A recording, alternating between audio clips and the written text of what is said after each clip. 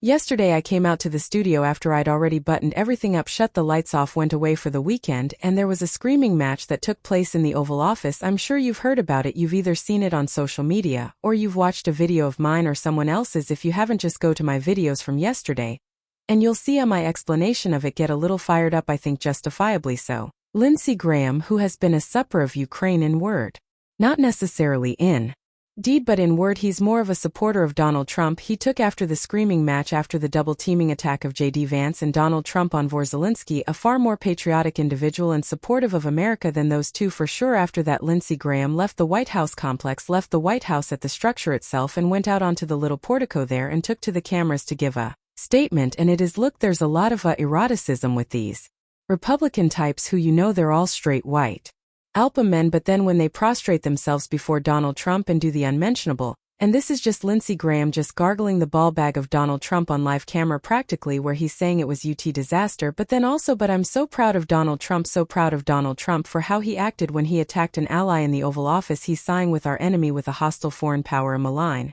influence on our very democracy. Donald Trump is sidling up to him in a manner more gross, more dangerous, more detrimental to our republic than when he committed treason in Helsinki, when he said, I don't have any reason I wouldn't believe him, and then later walked it back and said, no, I meant I would believe him, I would believe him. It's not what he meant, it's not what he said, and it's not what he meant. So here's Lindsey Graham, brace yourself if you're not into the eroticism of Republican on Republican love relative to their worship and their dear leader. Watch this. And then I got another clip where he goes on Fox News and then really steps in it. But watch this. All right, for you and for us. So what do I think? Complete utter disaster. I've been to Ukraine 8 or 9 times since the war started. I understand the consequences of Putin's actions against Ukraine. I appreciate what the Ukrainian people have done. They fought like tigers. At the end of the day, I was hoping that this minerals deal, which would be transformative in the relationship, would go over well. I talked to Zelensky this morning. Don't take the bait.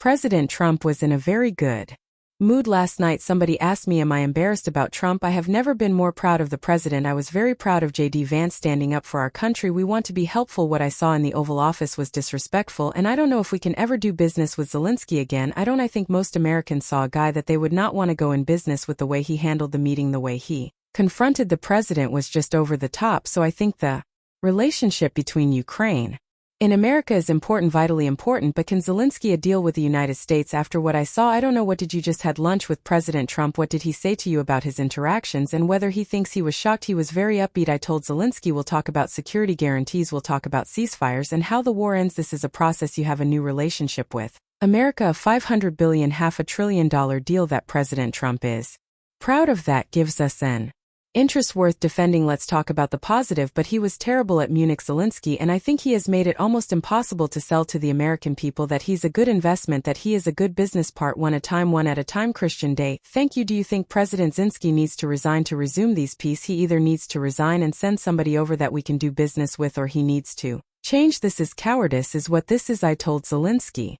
not to take the bait, knowing he would be baited. That's not disrespect to you, Lindsey Graham. That's not disrespect to you. You have to mind Donald Trump and his moods and be aware of what kind of a mood he's in to determine how the national security posture of the United States is going to go. Does it depend upon the mood, on whether we will back our allies? Lindsey Graham, ballbag gargler extraordinaire. Is that what you're saying? And you warn Zelensky, don't take the bait. They're going to try to bait you. They're going to try to sabotage you. You knew in advance that would happen, and yet you're proud of Donald Trump. So proud of Donald Trump. Oh, weepy Lindsey Graham. So proud of J.D. Vance. Oh, so proud. And that Zelensky needs to go. He needs to resign. He needs to be gone. How can we help the country of Ukraine when their fiercest fighter is on the job? Gross. This wasn't his only moment. This was not his only moment before the cameras. He raced to the lawn to go on to Fox News and say something similar. Only he really brought to bear his lack of understanding of global affairs and in the parties that play here by saying that Vladimir Putin and Russia and Moscow, they're more afraid now after watching what just took place. They're more afraid of Donald Trump after Donald Trump took their cause and promoted their propaganda than they ever have been. Watch this takeaway. I told President Trump, I said there's 2 ways to look at this. Your interaction with Zelensky was maybe the best television I've ever seen, but it's deeper than that. The world is now watching how Trump behaves and acts when he's pressed. I thought he stood up for America, that we're a good people, we want to help you, but we're going to be respected. So I think Moscow is probably more afraid of Trump than ever. Hope the Chinese are, and I hope the Iranians are. As to Zelensky and Ukraine, to the Ukrainian people, America wants to help you. The way the meeting went today, you made it almost impossible to help you. I, Lindsey Graham, Does not believe that Lindsey Graham is a soulless piece of dirt who betrayed his self-described best friend John McCain by allying with Donald Trump, the man who beshed him in a disgraceful way. Lindsey Graham is a coward, a physical coward, and a weak CLE, a member of the cult. In no way under any examination of what took place in the Yallows yesterday did Donald Trump stand up for America. He denigrated the former president of America in the same argument, in the same screaming match, but it was the best television he's ever seen, because that's what matters. It's about the ratings and who saw it. And whether it was entertaining. We shouldn't have leaders who are attempting to entertain the populace. We should have leaders who are tending to the serious problems that we face globally. We should have leaders who want to end the brutal invasion of Ukraine. The killing of innocent women and such pregnant ladies have been murdered by Russian troops, hospitals firebombed. But it was good television, says Lindsey Graham. Ghouls unserious schools, but eggs were expensive. Y'all burn eggs in the gasoline. I need cheaper gas. Cowards and traitors to the republic each and everyone. What is your opinion on this? You can comment below. You can also call the voicemail line 714-576-0466. I'll see you next time. Be genuine. Take care of one another.